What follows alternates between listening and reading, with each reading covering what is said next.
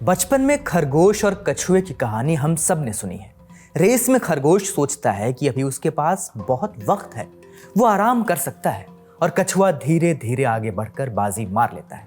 भारत के साथ भी चीन ने ऐसा ही कुछ किया है। पहले तो भारत ने चीन को हराकर बांग्लादेश के मोंगला पोर्ट का प्रोजेक्ट जीत लिया, लेकिन चीन ने हार नहीं मानी। वो धीरे धीरे आगे बढ़ता रहा।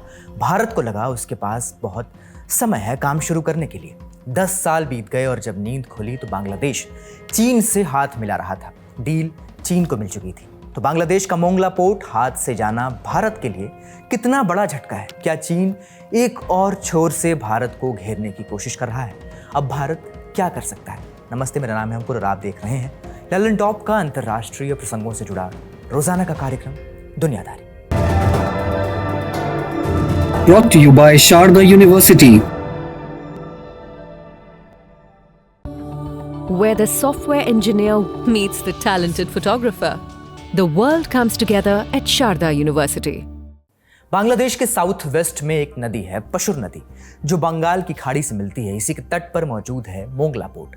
अगर इंडियन सबकॉन्टिनेंट से बाहर निकलें तो शायद किसी ने इस बंदरगाह का नाम भी न सुना हो, लेकिन अब बीजिंग से लेकर ढाका और नई दिल्ली तक इस पोर्ट की चर्चा हो रही है। वजह है बांग्लादेश और चीन के बीच में नया करार। बांग्लादेश ने इस पोर्ट पर इकोनॉमिक जोन बनाने का पूरा जिम्मा चीन की एक सरकारी कंपनी को दे दिया है। असल में बांग्लादेश के प्रधानमंत्री तारिक रहमान 22 जून से 26 जून तक चीन के दौरे पर थे।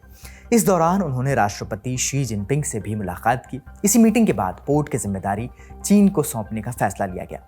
इसमें सबसे खास बात यह है कि चीन से पहले इस पोर्ट को डेवलप करने की जिम्मेदारी भारत के पास थी, लेकिन पिछले साल मोहम्मद यूनुस के सत्ता में आने के बाद से प्रोजेक्ट भारत से ले लिया गया था। बांग्लादेश ने ऐसा क्यों किया और ये भारत के लिए कितना बड़ा झटका है, इसे समझने के लिए हमें पहले इस पोर्ट के भूगोल को समझना होगा। मोंगला पोर्ट बांग्लादेश के दक्षिण पश्चिम में खुलना डिवीजन के बागेरहाट जिले में मौजूद है। 110 एकड़ की ये जमीन बांग्लादेश का दूसरा सबसे बड़ा और व्यस्त बंदरगाह है। ये पशुर और मोंगला नदियों के संगम पर बना है। इसके चारों तरफ दुनिया का सबसे बड़ा मैंग्रोव जंगल सुंदरबन मौजूद है। ये बंदरगाह बंगाल की खाड़ी में भारत की समुद्री सीमा से सिर्फ 130 किलोमीटर दूर है। वहीं भारत की सबसे नजदीकी जमीनी सीमा पश्चिम बंगाल के सतखीरा बॉर्डर से इसकी दूरी सिर्फ 80 किलोमीटर है। ये कोलकाता से करीब 180 किलोमीटर की दूरी पर मौजूद है। भारत के पूर्वोत्तर राज्यों के लिए मोंगला पोर्ट एक लाइफलाइन की तरह है। समुद्र से कटे होने की वजह से इन राज्यों तक सामान पहुंचाना हमेशा एक चुनौती रही है। मोंगला पोर्ट के जरिए सामान समुद्री रास्ते से पहुंचाया जा सकता है। इससे भारत की 22 किलोमीटर चौड़े चिकन नेक पर भी निर्भरता कम होगी। ट्रांसपोर्टेशन कॉस्ट घटेगी और देश के बाकी हिस्सों से पूर्वोत्तर भारत का आर्थिक संपर्क बेहतर हो जाता। 2009 से 2024 तक 15 साल बांग्लादेश पर अवामी लीग की नेता शेख हसीना का शासन रहा। इन 15 सालों में शेख हसीना को भारत का सबसे भरोसेमंद पड़ोसी नेता माना जाता था। दोनों देशों के बीच व्यापार बढ़ा। उनके दौर में कनेक्टिविटी समझौते हुए और बांग्लादेश ने भारत को अपने पूर्वोत्तर राज्यों तक पहुंचने के लिए अपनी जमीन इस्तेमाल करने की इजाजत भी दी। बदले में भारत ने भी शेख हसीना सरकार का खुलकर साथ दिया, निवेश किया, कोरोना जैसे कठिन समय में मदद पहुंचाई और कूटनीतिक समर्थन भी दिया। इसी माहौल में 2015 में भारत और बांग्लादेश के बीच एक अहम MOU पर दस्तखत हुए, मेमोरेंडम ऑफ अंडरस्टैंडिंग। इस समझौते के तहत बांग्लादेश ने अपने 2 बड़े बंदरगाह चटगांव और मोंगला का इस्तेमाल भारत को अपने पूर्वोत्तर राज्यों तक सामान पहुंचाने के लिए करने की इजाजत दी। दोनों देशों के बीच कनेक्टिविटी बढ़ाने की दिशा में इसे एक बड़ी सफलता माना गया। इसी योजना के तहत मोंगला पोर्ट के पास 110 एकड़ जमीन भी भारत को दी गई, ताकि वहां एक स्पेशल इकोनॉमिक जोन बनाया जा सके। प्लान था कि भारत वहां फैक्ट्रियां लगाएगा, गोदाम बनाएगा और एक इंडस्ट्रियल हब तैयार करेगा। इससे भारतीय कंपनियों को फायदा होता, बांग्लादेश में रोजगार पैदा होता और दोनों देशों के आर्थिक रिश्ते और मजबूत होते। साथ ही ये उस इलाके में भारत की मौजूदगी भी बढ़ाता, जहां चीन भी अपना प्रभाव बढ़ाने की कोशिश कर रहा था। 2018 में भारत ने इस प्रोजेक्ट के लिए हीरानंदिनी ग्रुप को डेवलपर चुना। बाद में उसकी सहयोगी कंपनी एविटा कंस्ट्रक्शंस प्राइवेट लिमिटेड ने मार्च 2022 में बांग्लादेश इकोनॉमिक जोन अथॉरिटी बेजा के साथ एक नया समझौता भी किया। डील पर डील होती रही, योजनाएं बनती रहीं, लेकिन काम कभी शुरू ही नहीं हुआ। 2 साल की तय समय सीमा भी निकल गई, लेकिन जमीन पर एक फावड़ा तक नहीं चला। फिर आया 2024। जुलाई और अगस्त में बांग्लादेश में बड़े पैमाने पर प्रदर्शन शुरू हो गए। शुरुआत सरकारी नौकरियों में आरक्षण के खिलाफ छात्र आंदोलन से हुई। उस समय सरकार नौकरियों का करीब 1/3 हिस्सा 1971 के मुक्ति संग्राम के सेनानियों के परिवारों के लिए आरक्षित कर रही थी। प्रदर्शनकारियों का आरोप था कि इस व्यवस्था का इस्तेमाल शेख हसीना अपनी राजनीतिक पकड़ मजबूत करने के लिए कर रही हैं। लेकिन देखते ही देखते बात बेरोजगारी, भ्रष्टाचार और लंबे समय से चले आ रहे सत्तावादी शासन से नाराज हजारों युवा सड़कों पर उतर आए। आखिरकार 5 अगस्त 2024 को शेख हसीना ने प्रधानमंत्री पद से इस्तीफा दिया और बांग्लादेश छोड़कर भारत आ गई। तब से लेकर अब तक भारत में ही वो रह रही हैं। इसके बाद नोबेल शांति पुरस्कार विजेता मोहम्मद यूनुस के लीडरशिप में अंतरिम सरकार बांग्लादेश में बनी। यहीं से भारत और बांग्लादेश के रिश्तों में बड़ा मोड़ आया। पिछले 15 साल में जो भरोसा और साझेदारी बनी थी, उसमें दरार पड़नी शुरू हो गई। दोनों देशों के बीच सीमा पर तनाव बढ़ा, व्यापार को लेकर जवाबी कदम उठाए गए एक दूसरे पर और नेताओं के बयान भी पहले से ज्यादा तल्ख हो गए। इसी दौरान बांग्लादेश ने पाकिस्तान के साथ भी अपने रिश्ते तेजी से बढ़ाने शुरू कर दिए। 1971 के बाद पहली बार ढाका और इस्लामाबाद के बीच सीधी कार्गो शिपिंग सेवा और डायरेक्ट फ्लाइट्स का ऐलान किया गया। इन सारी डेवलपमेंट्स पर चीन की पैनी नजर थी। इस बीच मार्च 2025 में मोहम्मद यूनुस बीजिंग पहुंचे। बस तभी चीन ने अपना तुरुप का इक्का चला। उसने 2 बड़े ऐलान किए। पहला, मोंगला पोर्ट को एडवांस बनाने के लिए $40 करोड़ देने का वादा। दूसरा, एक नए चीनी इंडस्ट्रियल इकोनॉमिक जोन के लिए $35 करोड़ के निवेश का ऐलान। यानी चीन सिर्फ दिलचस्पी नहीं दिखा रहा था, बल्कि बड़े पैमाने पर निवेश करने के लिए तैयार था। फिर आया सबसे बड़ा मोड़। जून 2025 में ढाका में मौजूद चीनी दूतावास ने आधिकारिक तौर पर प्रस्ताव दिया कि मोंगला पोर्ट के पास की वही 110 एकड़ जमीन जो पहले भारत को दी गई थी, अब एक चीनी सरकारी कंपनी को सौंप दी जाए। बांग्लादेश की अंतरिम सरकार ने इस प्रस्ताव को मंजूरी दे दी। इसके बाद अक्टूबर 2025 में भारत वाले प्रोजेक्ट का नाम आधिकारिक तौर पर सूची से हटा दिया गया। सरकार ने वजह बताई कि तय समय सीमा के भीतर डेवलपर ने काम शुरू ही नहीं किया था। फिर आया 25 जून 2026। चीन की राजधानी बीजिंग में बांग्लादेश के बेजा ने चीन की सरकारी company China civil engineering construction corporation के साथ एक MOU पर हस्ताक्षर किए। समझौता उसी 110 एकड़ जमीन पर China Bangladesh Mongla port economic zone बनाने का था, जो कभी भारत के लिए तय की गई थी। इसके सिर्फ 2 दिन बाद बांग्लादेश के प्रधानमंत्री तारिक रहमान बीजिंग में राष्ट्रपति शी जिनपिंग से मिले और इस साझेदारी को औपचारिक मंजूरी दे दी।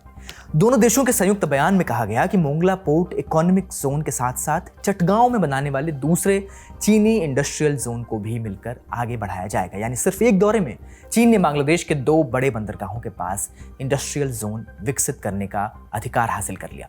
साल 2004 में अमेरिका की एक रक्षा सलाहकार कंपनी ने चीन की रीजनल डिप्लोमेसी को एक नाम दिया था, स्ट्रिंग ऑफ पर्ल्स, मोतियों की माला। इस सिद्धांत के मुताबिक चीन हिंद महासागर में एक एक करके ऐसे बंदरगाह, सैन्य सुविधाएं और रणनीतिक साझेदारियां बना रहा था जो साउथ चाइना सी से लेकर हॉर्न ऑफ अफ्रीका तक फैली हों। इस माला का हर मोती एक बंदरगाह है, एक रणनीतिक ठिकाना है और जरूरत पड़ने पर एक संभावित सैन्य अड्डा भी। नक्शे पर नजर डालिए, पाकिस्तान का ग्वादर पोर्ट, इसे चीन ने अरबों डॉलर लगाकर विकसित किया। $62 अरब के चीन पाकिस्तान आर्थिक गलियारे CPEC, China Pakistan economic corridor के जरिए इस पर चीन का मजबूत कंट्रोल है।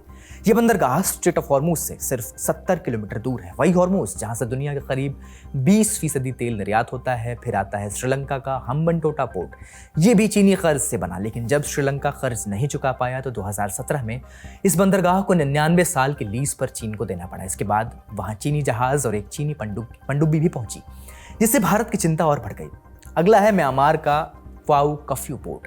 ये भी चीन के पैसे से बना है। इसकी सबसे बड़ी खासियत यह है कि यहाँ से चीन तेल और गैस को पाइपलाइन के जरिए सीधे अपने यूनान प्रांत तक पहुंचा सकता है, यानी स्ट्रेट ऑफ मलक्का से गुजरे बिना। और फिर है बांग्लादेश का चटगांव पोर्ट, जहाँ चीन पहले से ही बंदरगाह और उससे जुड़ा ढांचा बना रहा है।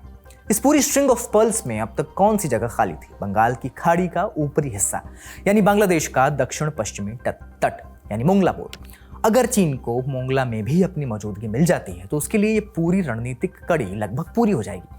इससे चीन को हिंद महासागर के अहम समुद्री रास्तों तक बेहतर पहुंच मिलेगी। उन कंपनियों को भी फायदा होगा जो चीन से निकलकर बांग्लादेश में उत्पादन शुरू करना चाहती हैं। साथ ही चीन का मलक्का डायलेमा भी कुछ हद तक कम होगा। असल में आज चीन के करीब 80% तेल आयात मलक्का से होकर गुजरते हैं। हॉर्मूज की तरह अगर कभी इस रास्ते पर खतरा हुआ तो ये चीन के लिए एक बड़ी कमजोरी साबित हो सकती है। मोंगला के जरिए चीन इस दिक्कत को कम भी कर सकता है। और सबसे अहम बात, मोंगला में चीनी ढांचा बनने का मतलब होगा कि चीन की मौजूदगी भारत की समुद्री सीमा से सिर्फ कुछ ही किलोमीटर की दूरी पर होगी।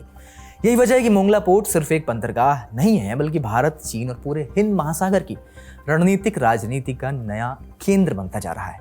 तो क्या मोंगला का प्रोजेक्ट चीन को मिलना उसके लिए एक बड़ी जीत है? भारत के लिए ये कितनी बड़ी चुनौती है? जानकारों से समझते हैं कि 18 महीने जब यूनुस का इंटरिम रिजीम था और उन्होंने, मोहम्मद यूनुस ने, जमात इस्लामी उनके पीछे, जोर तो जमात इस्लामी का था, मोहम्मद यूनुस सिर्फ वही कर रहा था जो जमात इस्लामी उन्हें कह रहा था करने के लिए।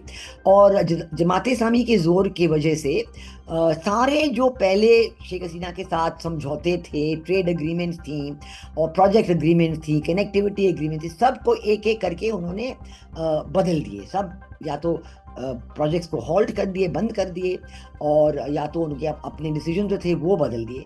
और ये सारे डिसीजंस जो हैं, मोंगला पोर्ट का है, ये जो Teesta river management project in Bangladesh का है, कनेक्टिविटी, ये सब बदलाव जो है वो मोहम्मद यूनुस के समय, अंतरिम सरकार के समय हुए थे।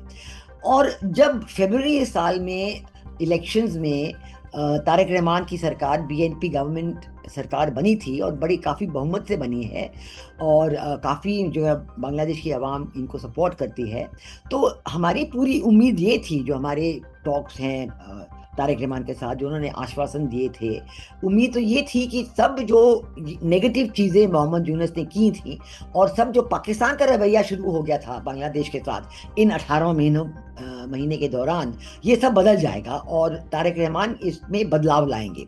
लेकिन आश्चर्य की बात यही है कि तारिक रहमान ने कुछ नहीं किया है। जैसे आपने सही फरमाया कि मोंगला पोर्ट एक बहुत ज़रूरी पोर्ट है, कैलकाटा से बिल्कुल 120 किलोमीटर, एक दिन, 1 डे सेलिंग जो कहते हैं। और इसके अलावा जो भी मोंगला पोर्ट में रहता है, चीन वहाँ पे रहे ना रहे, हमारी जो इच्छा थी कि मोंगला पोर्ट की मॉडर्नाइजेशन करने की, और मॉडर्नाइजेशन और डेवलपमेंट ऑफ मोंगला पोर्ट हमारे लिए इसलिए बहुत ज़रूरी है क्योंकि हमारा जो ट्रेड है बांग्लादेश के साथ वो मोंगला पोर्ट के ज़रिए होता है। अब तो लैंड रूट से आता है, काफ़ी डिलेज होते हैं, वहाँ पे ओवर क्राउडिंग होती है बिना पोल, पेट्रा पोल पे। तो अगर एक असली और रूट बन जाए, सी रूट बन जाए, तो उसमें बड़ा फ़ायदा होगा।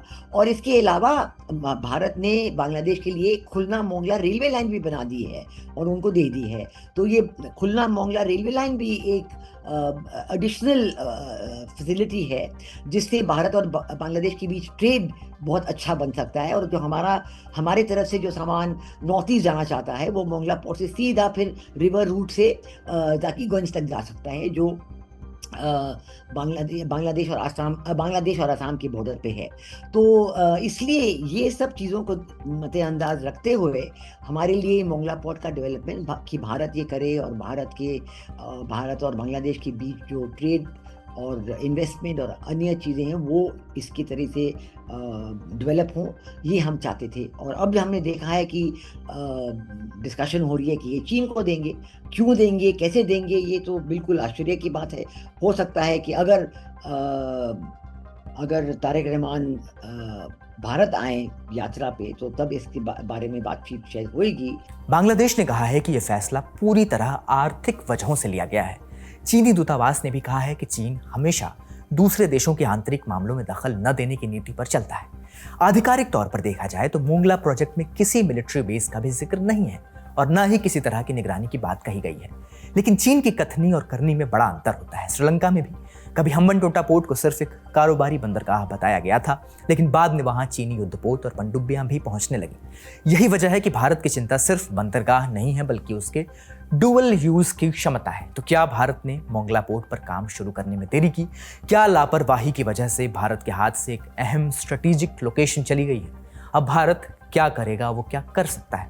जानकारों से सुनते हैं। जी, आई डोंट नो कि हमारी तरफ से ऐसी कोई डिले हुई होगी, क्योंकि ये जब MOU साइन होता है उसके बाद फिजिबिलिटी होती है, उसके बाद टेंडर्स होते हैं, उसके बाद ये चीन की तरह नहीं है। चीन की तरह ये सब चीज़ें ज़रूरी नहीं पड़ती उनको, और वो सीधा, क्योंकि उनका तो गवर्नमेंट कंट्रोल सिस्टम है और कम्युनिस्ट पार्टी कंट्रोल सिस्टम है, तो एक डिसीजन लिया और फिर 10 लोगों को भेज के काम शुरू कर दिया।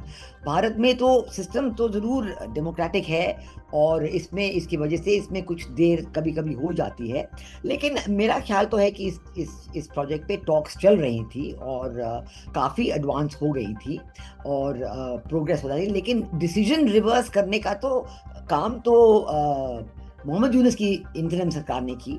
और फिर आश्चर्यजनक यही बात है कि तारिक रहमान इसको कंटिन्यू कर रहे हैं, और वो कोई भी ऐसे एफर्ट नहीं कर रहे हैं कि इसको भी दोबारा या इसमें डिले करें, देखें चलो देखते हैं कैसे करना है, ये करना है वो करना है, क्योंकि सबको पता है कि यूटिलाइजेशन ऑफ मोंगला पोर्ट तो मैक्सिमम बांग्लादेश इंडिया ट्रेड में ही होगा।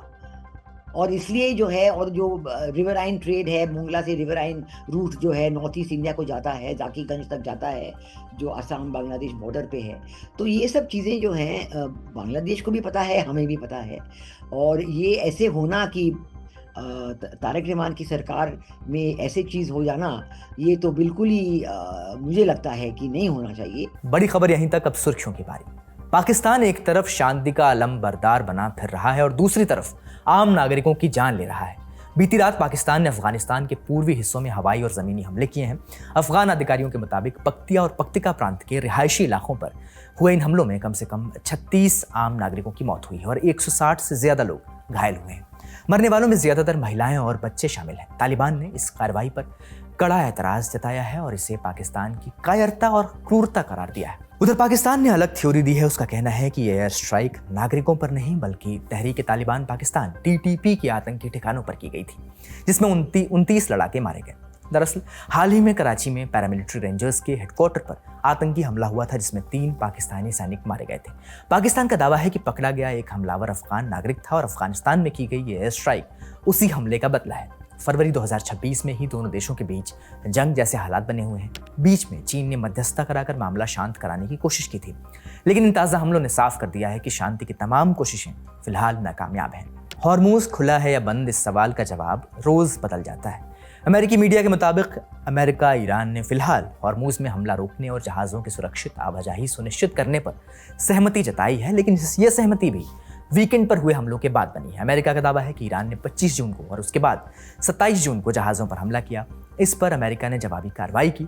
पलटवार करते हुए ईरानी सेना ने बहरीन में एक अमेरिकी नौसेना बेस और कुवैत में एक एयरबेस को मिसाइल्स और ड्रोन्स से निशाना बनाया। हालांकि ईरान ने आधिकारिक तौर पर जहाज़ों पर हुए हमलों की जिम्मेदारी नहीं ली है। एक्सपर्ट्स का कहना है कि जहाज़ों पर हुए हमले ईरान की सोची समझी रणनीति का हिस्सा है। 17 जून को अमेरिका ईरान में हुए शांति समझौते के बाद ओमान और UN की संस्था IMO ने हॉर्मूज में ईरान की समुद्री सीमा से बाहर एक नया सुरक्षित रास्ता बना लिया था। ईरान को लगा कि वो स्ट्रेट पर अपना नियंत्रण इस तरह से खो देगा। ईरान चाहता है कि कोई भी जहाज बिना उसकी मर्जी के हॉर्मूज से न गुजरे। 28 जून को ईरानी विदेश मंत्री अब्बास अरागची ने चेतावनी दी थी कि ईरान को बाईपास करने की कोई भी कोशिश हालात को और बिगाड़ देगी। ईरान अमेरिका से प्रतिबंध हटवाने और न्यूक्लियर डील के लिए हॉर्मूज को अपना सबसे बड़ा हथियार मानता है, इसीलिए वो इसे किसी भी कीमत पर खोना नहीं चाहता। लेकिन हमलों की वजह से शिपिंग कंपनियां डर गई हैं। जहां 28 जून को 48 जहाज इस रास्ते से गुजरे थे, वहीं 27 जून को ये संख्या 38 और 28 जून को मात्र 22 रह गई। ये गिरावट वैश्विक तेल आपूर्ति के लिए भी बड़ा खतरा है। आज का दुनियादारी यहीं समाप्त होता है। अपना और अपनों का ख्याल रखिए। देखते रहिए दी ललन टॉप। शुक्रिया, शुभ रात्रि।